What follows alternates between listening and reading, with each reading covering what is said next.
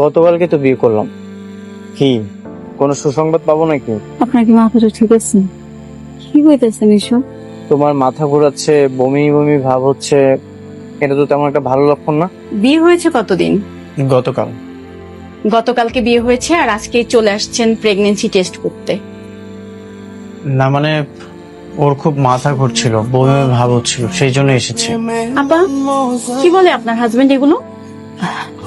Madam, আপনি একটু test report গুলো দেখেন না, সবকিছু ঠিকঠাক আছে কিনা।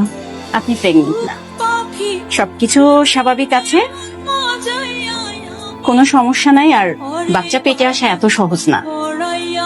কিন্তু ওর তো খুব মাথা ঘোরাচ্ছিল, বমি বমি ভাব হচ্ছিল, তাহলে এগুলো কিসের লক্ষণ? অনেক সময় বিভিন্ন কারণে এটা হতে পারে।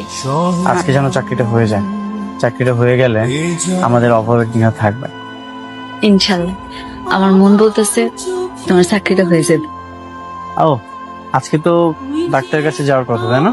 ও হ্যাঁ, সমস্যা নাই, ভাইয়া আছে না, আমি ভাইয়া নিয়ে চলে যাও। ঠিক আছে ভাই, এখানে কোনো চাকরি হবে? না ভাই, এখানে কোনো চাকরি হবে না।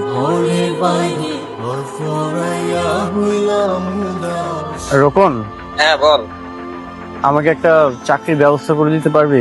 খুব ইমার্জেন্সি। কি বলস, তুই চাকরি করবি? আমার তো বিশ্বাসই হচ্ছে না। সত্যি আমি চাকরি করব। বাবার সাথে রাগ করে বাসা থেকে বের হয়ে গেছে। ও আচ্ছা, তাই বল। আমার জানাশোনা আপাতত নাই। কি ব্যাপার, তোমার এমন দেখাইতেছে কেন? তোমার কি মন খারাপ? ইন্টারভিউ ভালো হয় নাই? ইন্টারভিউটা ভালো হয়নি, সত্যি বাস্তবতা অনেক কঠিন। তুমি চিন্তা করো না, আল্লাহ ভরসা, একটা না একটা ব্যবস্থা হয়ে যায়। যেভাবেই হোক একটা চাকরির ব্যবস্থা করতে হবে।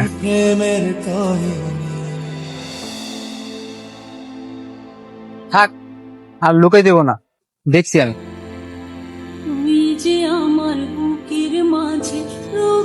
পালাবো কেন? তোর এই অবস্থা আদনান, তুই এইসব কাজ করতেছ?